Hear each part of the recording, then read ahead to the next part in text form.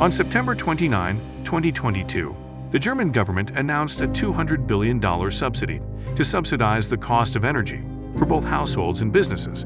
And as soon as this announcement was made, it sent shockwaves all across the European Union.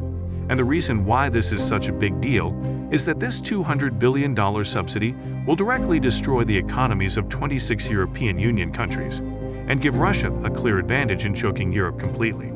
And if they do not provide this subsidy, it might cripple the German economy and produce an energy crisis in Germany, making it a do-or-die scenario for Germany. As a result, this subsidy rollout is crucial not just for Germany, but also for around 26 other European Union nations and the charging Russian power. The question is, how can a German subsidy damage the European economies? How are these subsidies directly benefiting Russia? Most importantly, how will Germany's move influence the current economic conflict between Europe and Russia? To give you a short update on the European problem, 3 things have occurred in the last 10 months. To begin with, Germany was Europe's most dependent country on Russian gas, and as of 2020, Germany was importing more gas from Russia than the following 4 countries combined, with Russia accounting for about 55% of Germany's gas imports in 2021. As a result, when Russia cut off gas, the cost of electricity in Germany skyrocketed from 34 euros per megawatt hour to 469 euros per megawatt hour. On top of that, winter is on the way for Europe, so energy consumption is already at new highs and will continue to rise until December. Finally, even if Europe had 90% of its storage full as of September, it will only take 90 days to reach dangerously low levels. In short, a gas scarcity at a high demand period with no storage option has driven up energy costs in Europe to outrageous heights. Even if Germany and other European countries are receiving assistance from the United States and other countries, gas prices remain extremely high, the cost of manufacturing has skyrocketed, and inflation in Germany has already reached a record high of 10.9%. This is how the Russia-Ukraine conflict is wreaking havoc on the German economy. So if businesses are unable to sell things at reasonable prices throughout the winter, and Germans empty their bank accounts simply to pay their power bills, the German economy will suffer.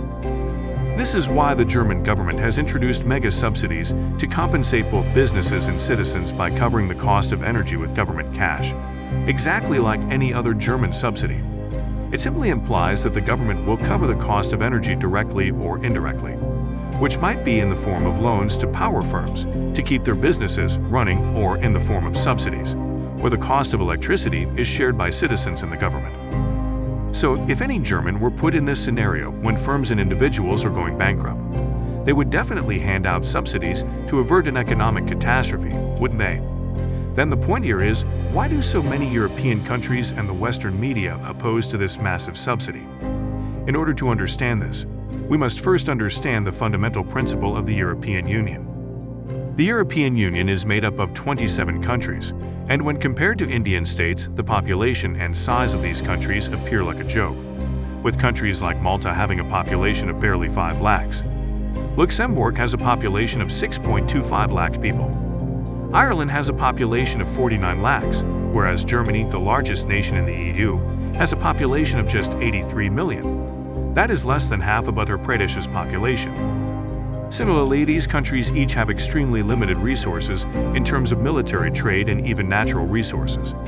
However, by joining together as the European Union rather than as separate countries, the EU countries have 3 major advantages. Number 1. Trade between EU nations is fairly simple, with only minor cross-border complications such as import duties and permissions. In summary, a business in Germany may sell items in Spain in the same way that a company in India can sell things from Tamil Nadu to Maharashtra.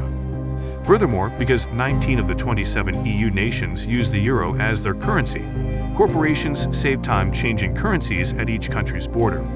As a result, they save time and money on exchange rate commissions. Number 2.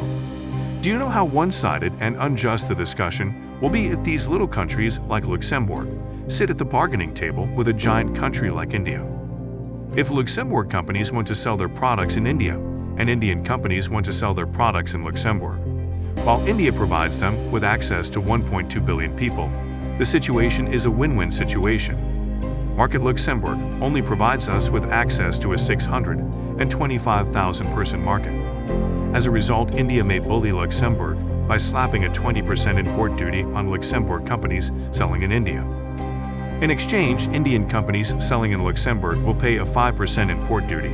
So, while huge markets like India have an unfair edge over smaller countries, if the entire European Union sits at the table with India, the EU has a 450 million people market with extremely high per capita income, and India has a 1.2 billion people market with considerably lower per capita income. As a result, if India attempts to intimidate one EU nation, the EU would charge a hefty input duty on all Indian items sold in the entire 27-member EU cluster. Number 3. Other advantages include military alliances, cross-border tourism, integrated financial markets, and so on. If this is really clear to you, now let us try to understand why so many EU nations are opposed to German mega-subsidies. The answer may be found in this graph, which depicts the German debt-to-GDP ratio of EU nations as of Q1 2021. That was before the Russia-Ukraine war. There is a significant economic discrepancy between the Union's member nations, with Germany having a debt-to-GDP ratio of less than 75%. France, Belgium, Spain, Portugal, Italy, and Greece have already reached 100%. To give you an indication of how terrible things are, Sri Lanka's debt-to-GDP ratio was 105 in December 2021, right before the economic catastrophe erupted. Some could argue now, so what gives, bro? Even the United States was over 100%, right? The United States is an exception because of the currency, so let's not get into that. To summarize, not many nations are as wealthy as Germany to support both businesses and individuals' energy expenditures. As a result, if German subsidies begin to move markets throughout the European Union, the EU will face a calamity known as subsidy wars. Before we go any further, what are your views on subsidy wars? Tell us in the comments. Now, let's get back to the video. So, without going into too much detail, let's use an oversimplified example to try to explain this. Assume David and Timothy operate manufacturing facilities in Germany and Spain, respectively. They used it to sell bread for €3, but that was before Russia invaded Ukraine. The cost of production has risen, and the same loaf of bread now costs €4. But here is when something like Germany's massive subsidies comes into play. While David's energy bill has been limited to €3,000, Timothy continues to pay €4,000. This is due to David receiving a €1,000 subsidy. As a result, David may offer to sell the same loaf of bread for €3.5, but Timothy must still sell it for €4 to earn a profit.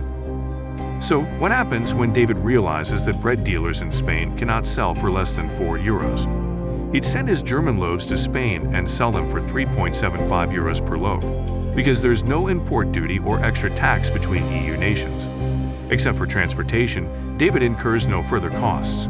So, did you notice what happened? Suddenly, due to the German subsidies.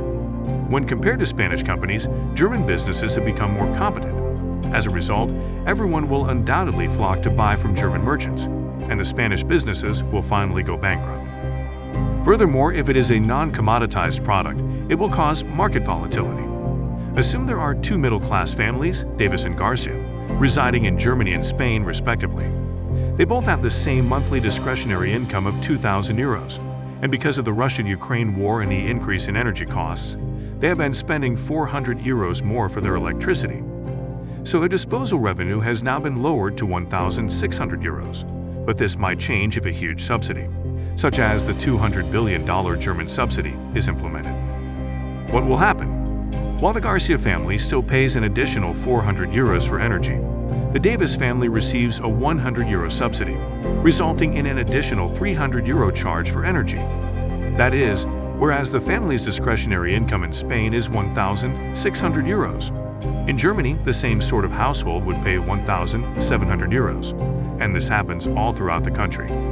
What does it imply? German consumers would have greater discretionary income than people of Spain or other EU countries.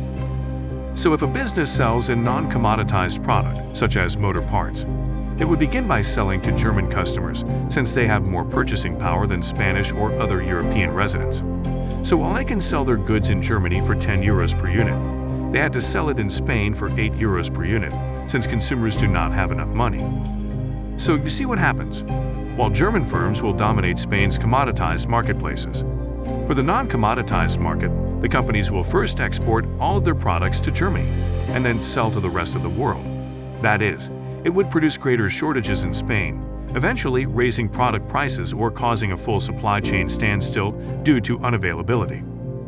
So in short, the cost of living in impoverished nations in the European Union would skyrocket. Businesses in those poor countries would face bankruptcy, and most crucially, governments in these poor countries would be powerless as German companies and German consumers dominated the EU market.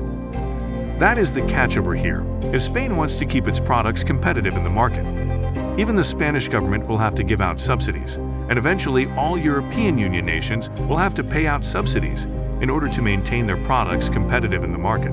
And if they don't, they will face serious consequences. Their businesses will fail, leaving the government with no money, thus worsening the economic crisis. This is referred to as subsidy war, whereas all nations will have to catch up with Germany's subsidies, despite the fact that they have very little money in their bank. This is why everyone is concerned about German subsidies in the European Union, which takes us to the episode's most significant question. Since Germany is already proceeding with these subsidies, what does this imply for the European Union, and how will it help Putin? So far as I can tell, there are 4 options. Number 1. The rest of the EU will do everything they can to subsidize energy bills and avoid bankruptcy. People will be in the streets if things become too terrible, Germans will fall, and the next German may attempt something else. Number 2. To prevent German products from ruining their companies, other EU nations may elect to put high import charges on all German items, and Germany may respond by imposing import duties on other EU countries trading with Germany. However, because Germany is Europe's largest market, it will have a smaller impact on Germany and a greater impact on other countries. Number 3. As the subsidy war heats up, winter grows colder, energy prices rise, and inflation rises. If people start dying as a result of the expense of living problems, to preserve its own people, the EU as a whole may simply withdraw its support for Ukraine and purchase Russian gas. Because if your country's people become anti-NATO, no government will risk undermining its own power by assisting a foreign country. And lastly, number 4. There is a chance that Germany may withdraw its subsidies, causing a nightmare in Germany, because their energy expenditures have already increased tenfold. As a result, inflation may rise, the cost of living issue may worsen, and Germany may be obliged to adopt severe measures, even if doing so violates European Union principles. This might even lead to the demise of the European Union. So at the end of the day, winter has arrived in Europe and has already begun to shatter the European countries. What remains to be seen now is, what are their reactions? How they get through it? How the US supports them, and how Putin reacts to these events.